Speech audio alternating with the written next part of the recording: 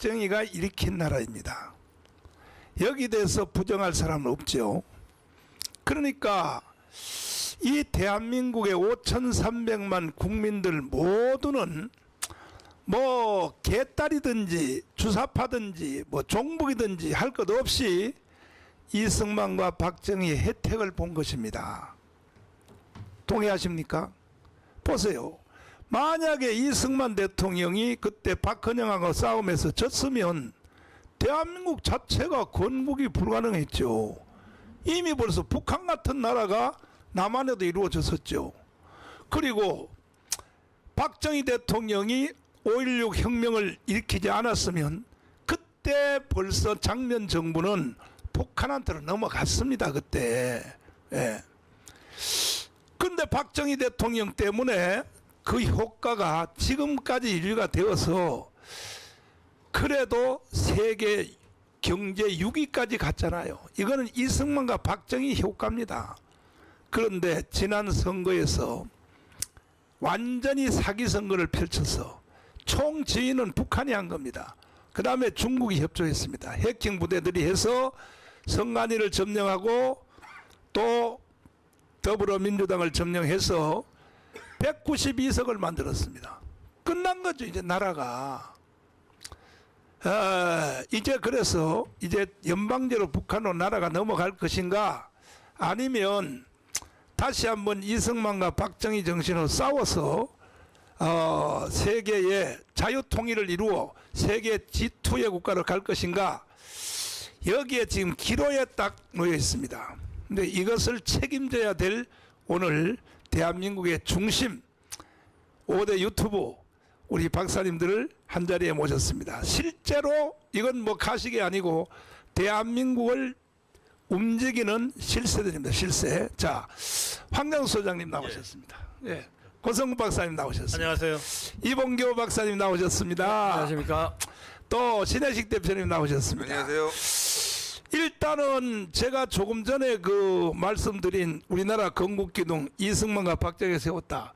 일단은 그 황장수 소장님부터 그 말이 맞죠? 네, 네. 저는 그 네.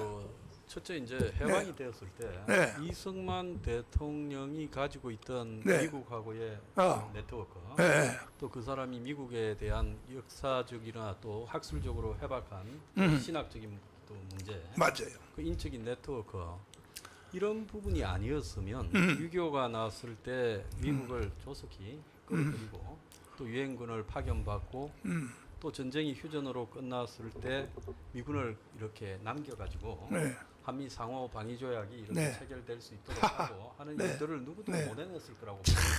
그래서 네.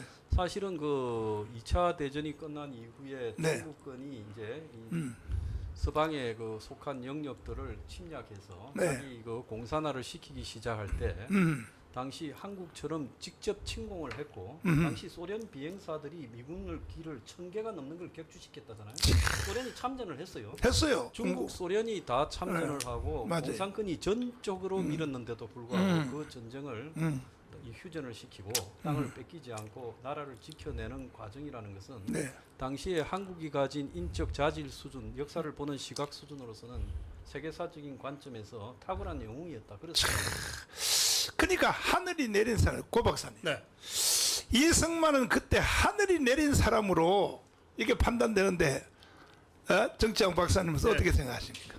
뭐 제가 성경은 모르지만 어.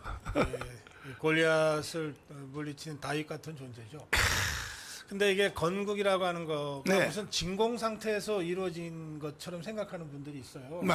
그게 아닙니다. 아, 9대1의 절대적으로 불리한 조건 속에서 투쟁해서 건국한 거거든요. 맞아요, 맞아요. 그러니까 이승만 대통령은 북한의 김일성 집단, 김일성 뒤에 있던 소련, 중국의 존재, 그리고 남한의 박헌영 세력, 네. 그다음에 사사건건 우파인 것 같은데도 사사건건 단독 정부에는 반대한 맞아요. 김구, 김규시, 그다음에 여운형 세력, 맞아요. 이 모든 세력들에 둘러싸여서 맞아요. 그야말로 사면초가의 그 맞아요. 아주 위태로운 상황에서 네. 대한민국 건국을 해내거든요. 네.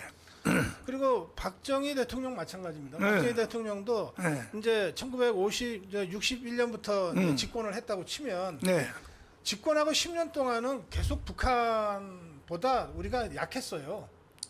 72년도까지는 네, 그러니까요. 네, 졌어요. 집권해서 10년 동안은 GNP도 우리가 더 떨어지고 군사는 말할 것도 없고 그런 약한 상태였고, 그리고 김일성이가 박정희 암살하려고 게릴라 보내고 암살조 보내고 숱하게 많이 했잖아요. 네. 또 어떻게든 저 회유해서 네.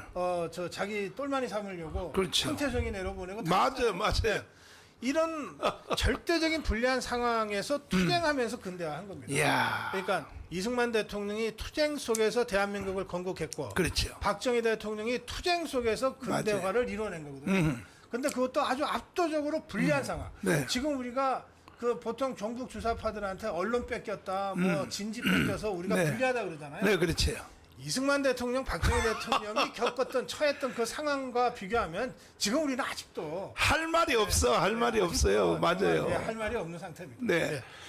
자, 정치학 박사님, 조지 워싱턴 대학 출신, 우리 이봉규 박사님. 이승만 대통령 후보입니다. 그러면 이승만 대통령 자랑 한번 하시죠. 아니, 이승만이 없었으면 대한민국이 아니 존재합니까? 그건 뭐 네. 저 정광훈 목사께서 네, 네. 우리나라에서 제일 이승만에 대해서 연구 많이 하셨고, 그러니까 쭉 뭐 강연하시고, 네. 뭐 광화문에서 연설하시고 하시니까 네. 뭐 귀에 못이 박였을 텐데 그때 이승만 때는 네. 이승만 대통령의 주변에 네. 우국 투사가 있었어요.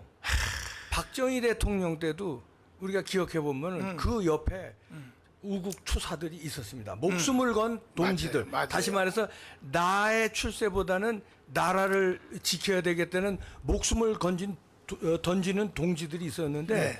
지금이 이승만 때나 박정희 시절보다 더 위기 상황이다, 비슷한 위기 상황이라는 건 우리가 공유하잖아요. 근데 맞아요. 네. 목숨을 건 동지가 윤석열 대통령 옆에 없다는 거, 없어요. 안 보인다는 거, 큰일 났어요. 이게 지금 문제예요. 그러니까 이승만 대통령도 물론 출중하신 세계사적으로 아주 뭐 위대한 인물이고, 네. 박정희 대통령의 그 목숨 건 그 해안, 네. 이게 위대하지만 그 옆엔 동지들 이 목숨을 같이 걸었는데. 일단은 이승만 때는 그래도 전라도 세력 김성수 있잖아요. 아, 그럼요. 그다음에 또 송진우. 아, 그럼요. 이 사람들이 붙어가지고 건국이 된 거죠. 하다못해 저 깡패인 김두한 맞아. 깡패도 옆에서 도와줬잖아요. 그렇지, 맞아요. 그런데 지금은 네. 위기 상황인데 윤석열 대통령의 주변에 네. 배신자들만 냄새들이 나오고 간신배들만. 이 찌린내들만 나지. 그렇죠. 야, 저 사람은 우리가 믿을 수 있는 진짜 우국 우파 동지다. 네. 저 사람 목숨 걸고 싸우는 거 같다 하는 사람이 안 보이잖아요. 오죽하면은 지금 나오는 얘기가 네. 민주당하고 이재명하고 싸워야 할 때는 조용하게 있다가 네. 저들끼리 전당대회니까 난리가 났어요. 아주 뭐 그냥 그러니까 이런 사람들밖에 없거든요. 네. 그래서 이게 큰일이다. 광화문 뒤에 사진 나오는데 네.